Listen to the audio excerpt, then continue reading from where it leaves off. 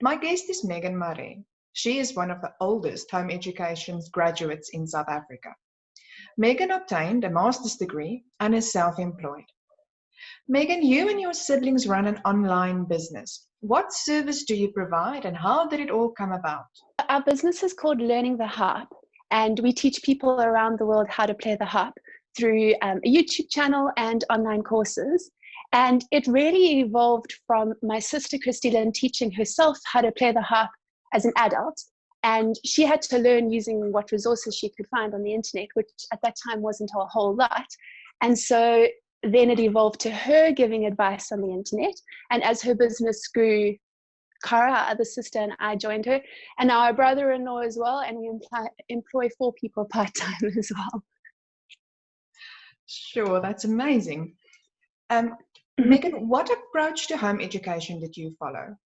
So for the first few years, we followed theocentric Christian education, which was a textbook-based home education curriculum.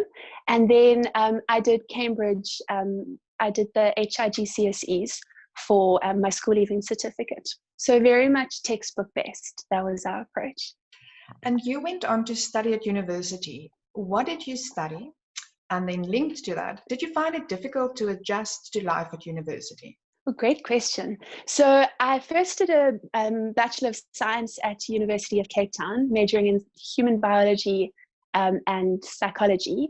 And then I went on to do a certificate in theology and then later a master's in education in curriculum and instruction. And that one I studied online. And the adjustment to university, the first probably year was quite a big adjustment for me. Mostly the fact that I was used to only seeing 5 people in a day, most days. And now there were 30,000 people on campus with me. And having to deal with traffic, getting to the university, that was all quite an adjustment. But what I found was that I was very well prepared for the studies of university, studying independently, all of that, learning from lectures and from textbooks, all of that, I was really well prepared for. You mentioned you were well prepared for the studying part of university. What would you say then are the benefits and the challenges of home education? Sure, the benefits, the biggest one I can see is that I learned to be self-motivated and self-directed. And I can see that carrying on through the business we're running. No one's telling us what to do or which direction to go or what things to learn. And we just set ourselves goals and we go for them because through homeschooling, we believe in our ability to do whatever we need to do. And to learn whatever needs to be learned.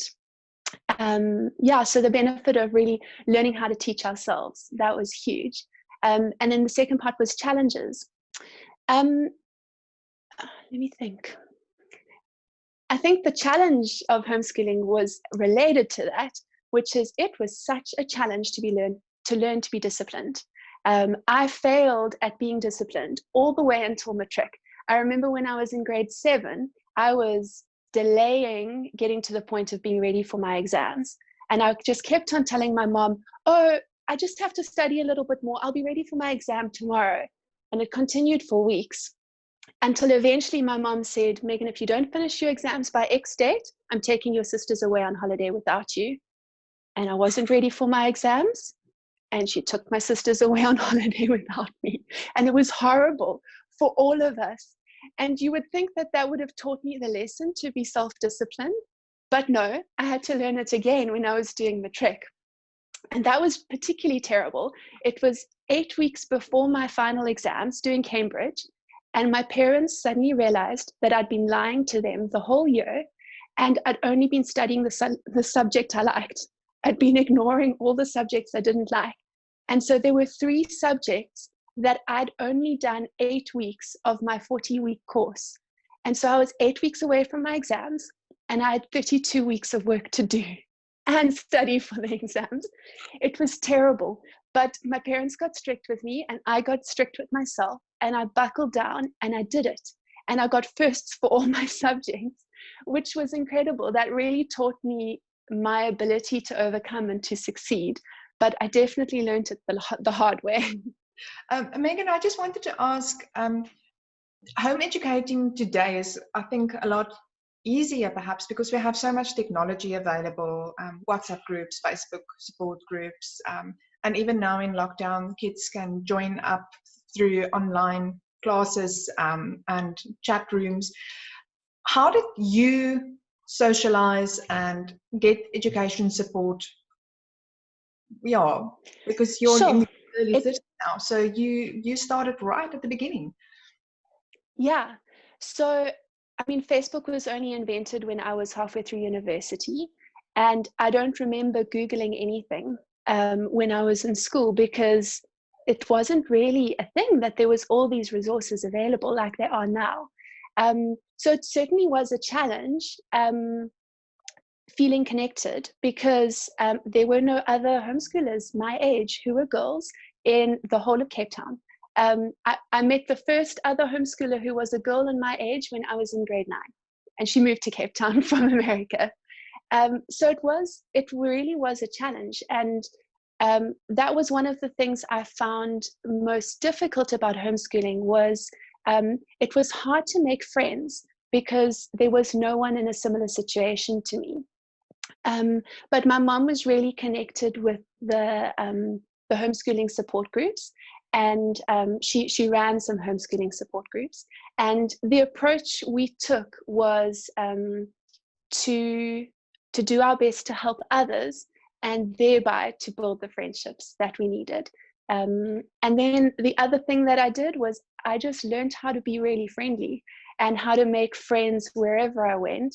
And so I developed my friendships through homeschooling, through church and through Girl Guides and through dancing, because I didn't really have a homeschooling network. Does that answer your question? It does.